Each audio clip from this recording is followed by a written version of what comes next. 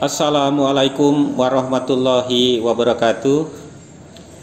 Asyhadu an la ilaha illallah wahdahu la syarikalah wa asyhadu anna Muhammadan abduhu wa rasuluh. Anak-anakku siswa baru tahun ajaran 2020-2021, saya ucapkan selamat datang di kampus SMA BP 1. Anak-anakku, kebetulan tahun ajaran ini pembelajaran di SMA BP 1 dengan menggunakan pembelajaran daring atau PPJ. Alhamdulillah, pelaksanaan MPLS ini tahun ajaran 2020-2021 pelaksanaannya secara daring. Baiklah anak-anakku, sebelum Bapak menyampaikan materi, terlebih dahulu akan perkenalan. Karena peribahasa mengatakan tak kenal maka tak sayang.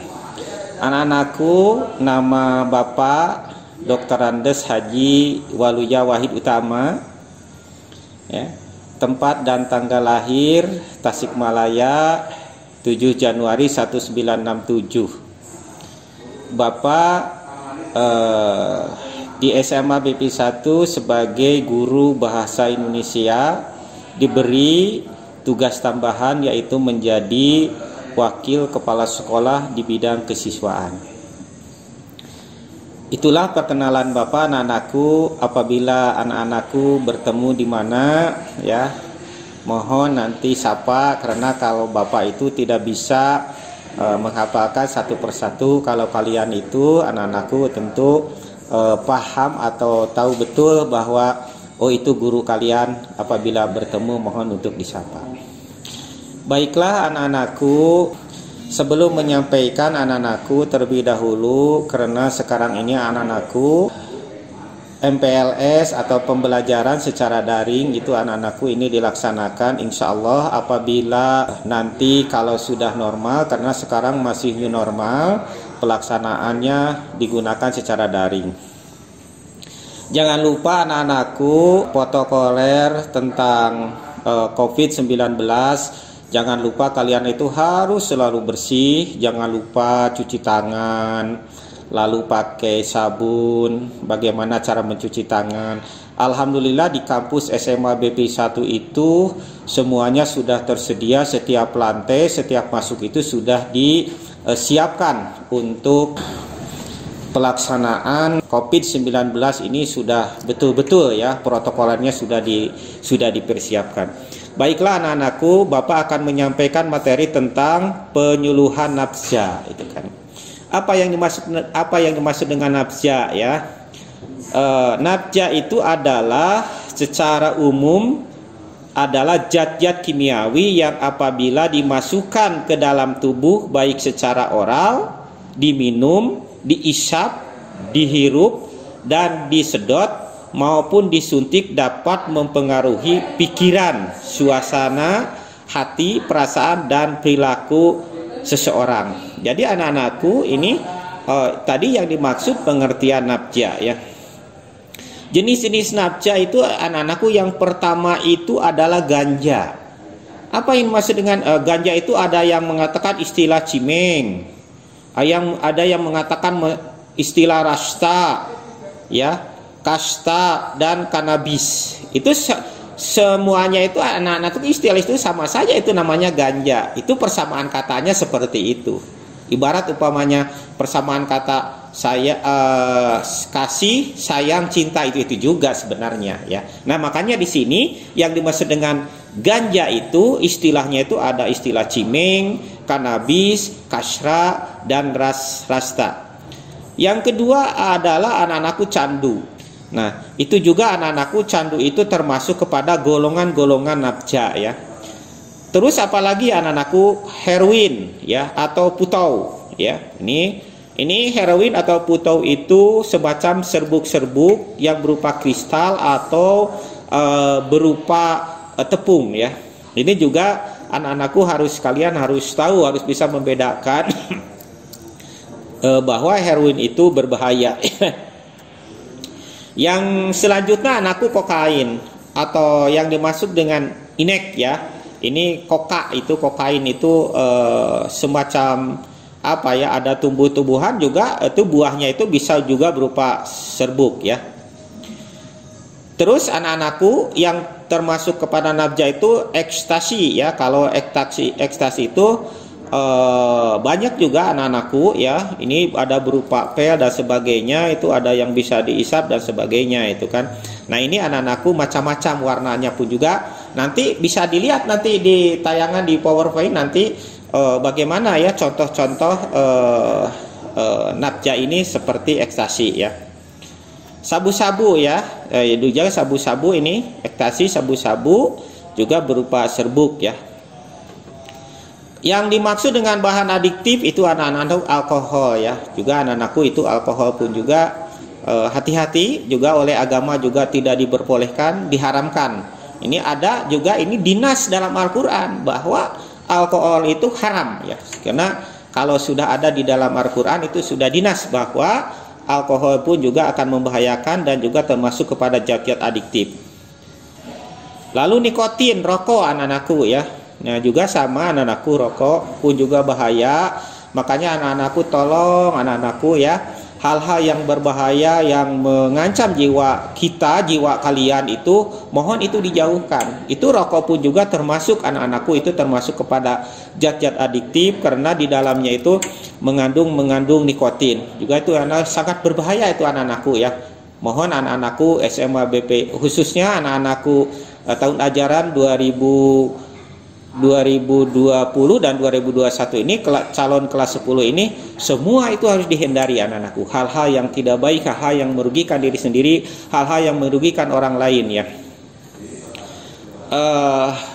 Yang selanjutnya itu solvent anakku. Solvent itu semacam lem, itu juga itu berbahaya karena di dalamnya itu ada zat-zat adiktif, juga akan merusak saraf-saraf otak kita ini sehingga otak-otak kita itu lemah ya, otak-otak kita itu tidak mau berpikir ya, malas begitu. Faktor-faktor penyebab penyalahgunaan nafja itu yang pertama anak-anakku faktor dari dalam diri sendiri ya. Tuh. Jadi diri sendiri itu anak-anakku dari dalam diri sendiri itu akan mengakibatkan itu ya, penyebab penyalahgunaan nafja ya. Contoh pengen mencoba merokok, pengen mencoba-coba mengganja dan selain itu anak-anakku, aduh hal-hal yang itu tidak bagus, tidak diperbolehkan oleh agama semuanya. Mohon anak-anakku jauhi itu hal-hal yang dilarang oleh negara, hal-hal yang dilarang oleh agama, hal-hal yang dilarang oleh masyarakat dan sebagainya itu anak-anakku. Faktor penyebab penyalahgunaan yang kedua adalah faktor dari orang tua ya, karena mungkin orang tuanya broken home dan sebagainya. Mohon anak-anakku lah ya, faktor-faktor itu kalian jauhi ya. Faktor dari teman sebaya ya. Contohnya teman sebaya itu contohnya kalian nih. Ini dengan teman kelas, dengan teman sekelas, dengan teman main, itu sebaya namanya. Itu juga faktor-faktor yang paling bahaya. Anak-anakku kalian itu harus hati-hati ya dalam pergaulan ini. Dengan teman hati-hati juga ya. Dengan orang-orang lain itu hati-hati ya. Yang keempat itu faktor dari lingkungan. Wah, inilah anak-anakku yang paling sangat berbahaya itu adalah faktor lingkungan. Karena lingkungan itu anak-anakku umpamanya orang tua tidak tahu lingkungan kalian di luar, tapi yang tahu hanya diri sendiri. Mohon anak-anakku faktor lingkungan pun juga ini kalian harus serba hati-hati. Nah, ciri-ciri penyalahgunaan nafja itu narkotika anak-anakku bisa dilihat. Yang pertama fisik. Contoh anak itu ngantuk ya.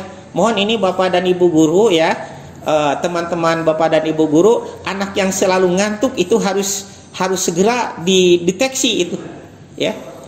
Karena itu anak-anakku ciri-cirinya. Ciri-ciri narkotika itu ngantuk terus. Di sekolah ngantuk, tidur melulu. Nah, itu ciri-ciri karena dilihat dari segi fisik itu ngantuk ya.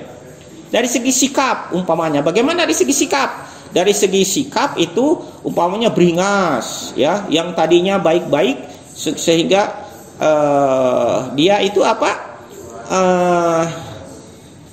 ya, ke teman tidak sopan dan sebagainya. Itu dari segi sikap pun juga ya. Ya. Perilaku juga sama ya, dari segi perilaku ya.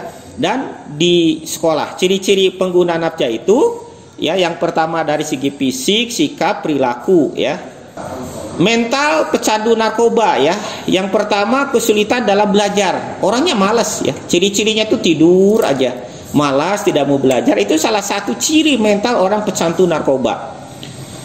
Hilangnya kontrol akal sehat ya. Itu ciri-ciri narkoba itu hilangnya kontrol akal sehat. Lalu gelisah yang tak berkesudahan ya. Susah tidur dan sebagainya, gelisah aja, tidak tenang hidupnya. Karena orang-orang karena tadi orang-orang pecandu itu seperti itu. Kondisi fisik akan menurun karena sukar tidur dan hilang nafsu makan ya. Yang kelima, mental menjadi rusak, rasa percaya dirinya hilang. Jadi tidak ada rasa percaya diri orang-orang yang pecandu narkotika. Makanya untuk itu anak-anakku jauhilah. Untuk apa? Karena itu tidak ada gunanya ya. Tidak ada gunanya sama sekali, sehingga merusak mental kalian itu. Mohon, itu tidak bagus ya. Sehingga kalian itu rugi kalau menjadi pecandu. Mohon anak-anakku, masih banyak anak-anakku yang halal itu kan, dibanding dengan yang tidak diperbolehkan. Yang halal itu masih melimpah, masih banyak. Jauhi anak-anak seperti itu ya. Karena kalau kita sudah terlibat ke dalam narkotika itu rugi di dunia dan rugi di akhirat.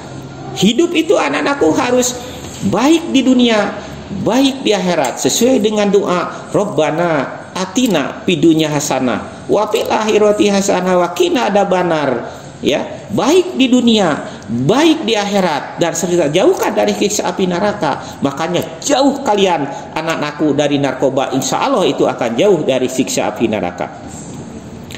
Anak-anakku, dampak nafja itu bagaimana ya? Rusaknya organ-organ tubuh. Nanti lihat anak-anakku di belakang itu ada di PowerPoint itu bagaimana orang-orang yang rusaknya organ tubuh ya. Jalannya juga, aduh anak-anakku begitu rampeo begitu ya. Nah itulah anak-anakku di sini ya. Infeksi kulit anak-anakku ya. Kalau orang-orang narkoba itu infeksi kulit, kulitnya kering ya. Lalu ada bintik-bintik. Ya itulah anak-anakku. Anda bisa lihat ya nanti di PowerPoint itu nanti di belakang. Yang itu overdosis, bagaimana yang overdosis? Wah itu juga sama anak-anakku. Berbusa itu mulutnya, pingsan, bisa kematian ya. Makanya anak-anakku jauhi itu sifat-sifat seperti itu ya. Dengan ada overdosis selalu kematian ya. Itulah yang Bapak sampaikan anak-anakku. Semoga anak-anakku, khususnya anak-anak SMA BP1 itu jauhilah penyalahgunaan narkotika ini anak-anakku. Insya Allah anak-anakku, kalau anak-anakku itu menjauhi narkoba, insya Allah akan menjadi manusia yang beriman, manusia berguna bagi nusa dan bangsa. Demikianlah yang saya sampaikan. Semoga anak-anakku itu ada manfaatnya, anak-anakku, khususnya bagi saya sendiri, bagi Bapak sendiri, umumnya bagi anak-anakku, bahwa jauhi narkoba anak-anakku, jauhi narkoba ya anak-anakku ya. Sekian, terima kasih. Wassalamualaikum warahmatullahi wabarakatuh.